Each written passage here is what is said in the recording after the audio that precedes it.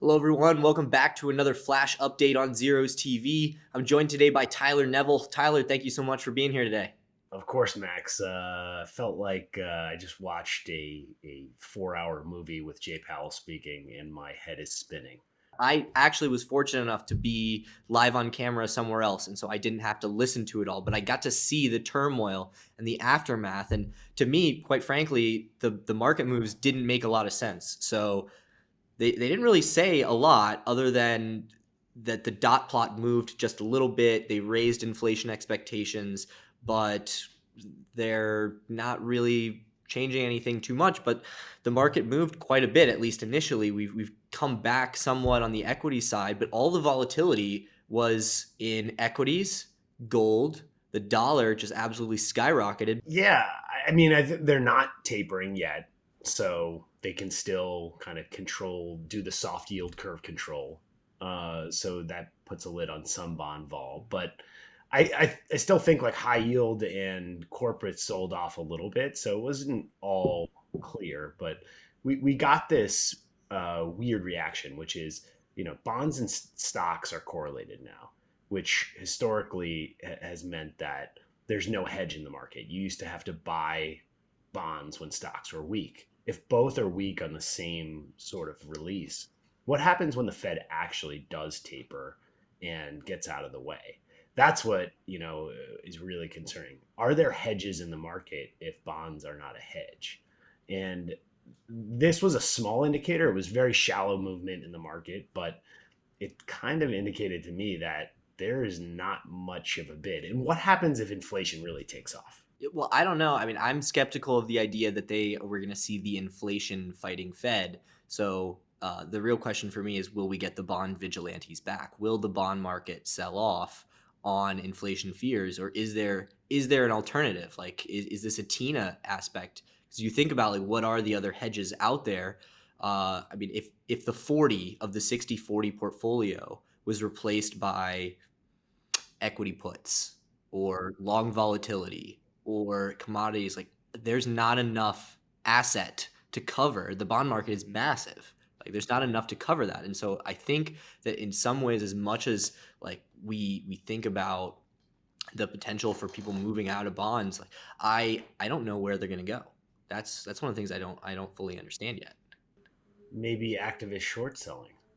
Well, that is if I were, let's say, I worked in PR for an activist short seller. That's what I would be pounding the table on. I mean, everybody is concerned about what is going to happen when we really see this correlation. I mean, the correlation I've seen that chart of the correlation between stocks and bonds, and like the 60-day correlation, and I think there was like a 200-day correlation, and they're ticking up into that positive correlation, but I Mhm. think what we're really talking about is a true regime shift where it's years of positive correlation. And that's what we really need to worry about. So we're still in the early throes of this, and people are starting to see the risk. But you're right that tapering, tapering or raising rates, one or the other, is really what is going to put the 60/40 to the test.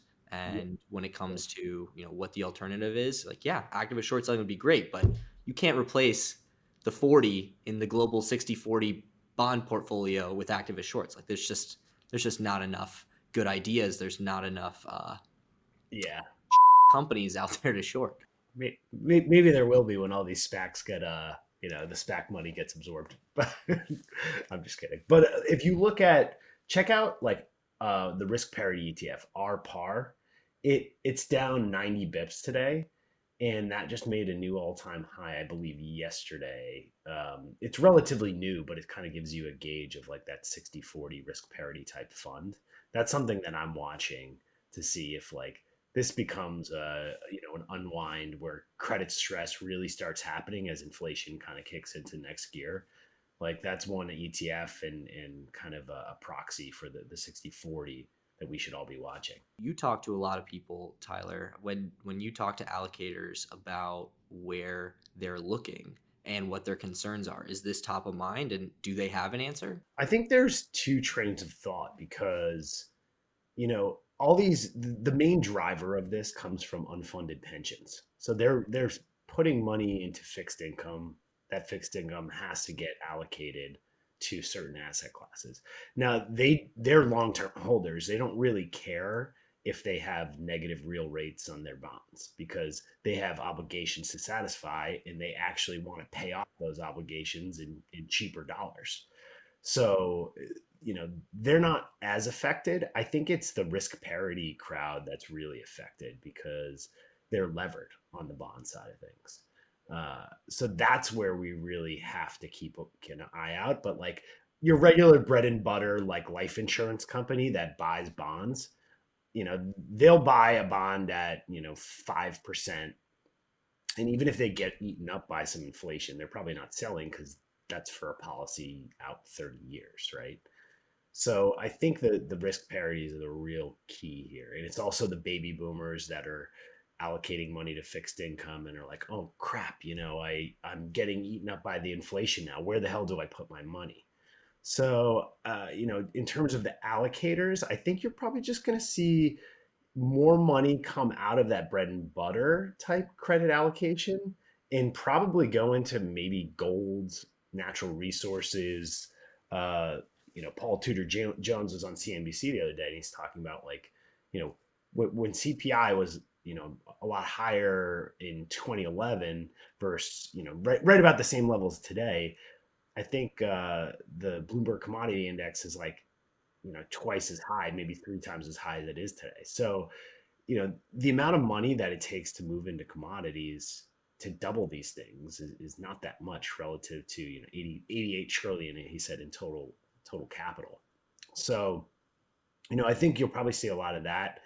I think you'll probably see some even, this is kind of out there, but go into Bitcoin a little bit as a store of value, gold, all those types of things. Uranium. People are already doing that. People are already like I've talked to a California pension manager. I think they were the first pension to go into Bitcoin, and yeah, it's exactly the same reason Yeah. that you're citing right now. But you said something interesting about the pensions and about the insurance companies, which are their obligations inflation linked, or are they all nominal? Like I've never heard of inflation linked life insurance. Well, they have Inflation. cost of living adjustments on the pensions they pay out. So that's like 3% a year, depending on like the pension, I think. But yeah, I think they still just need to satisfy like 7%, annual returns per year, regardless.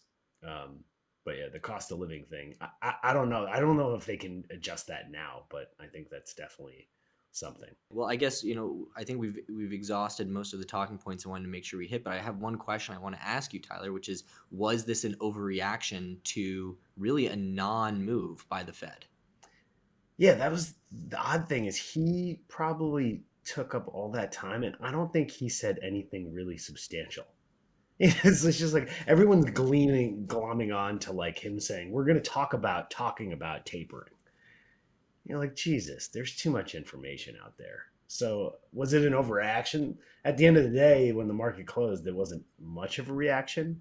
I think the biggest takeaway for me was there might not be a downside hedge in the market, and you should probably have a long volatility exposure in terms of like either activist short selling or long vol type of asset that hedges out your portfolio.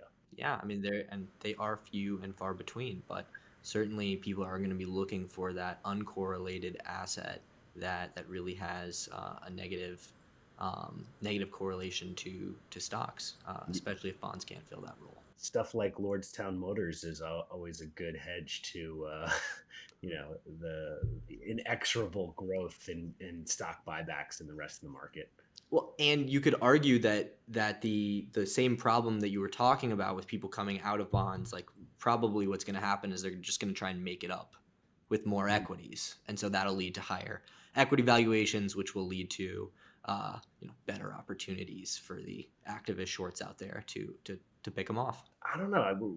I think it's probably becoming a short seller's market in the future because it really, you have the SEC. Gensler is now becoming a little bit more, I guess, pro regulation and trying to combat a lot of this like excess. So I don't know. I think we're heading into an atmosphere where shorts will probably work a lot more, and market structure is going to be changing.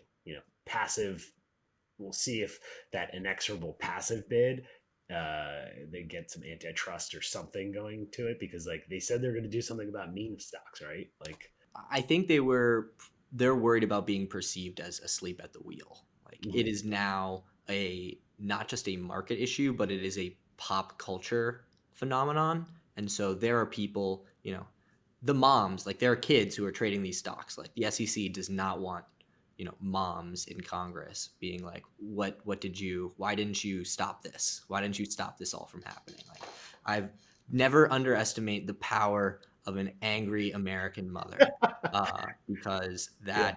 that is the most powerful force in the market. And just ask what's his name, Peter Lynch. Just ask Peter Lynch. Don't ever underestimate the power of the mom in the market. On that note, I think that's a great place to wrap this thing up. All right, thanks again, Tyler. Yeah, thanks, Max. Take care, man.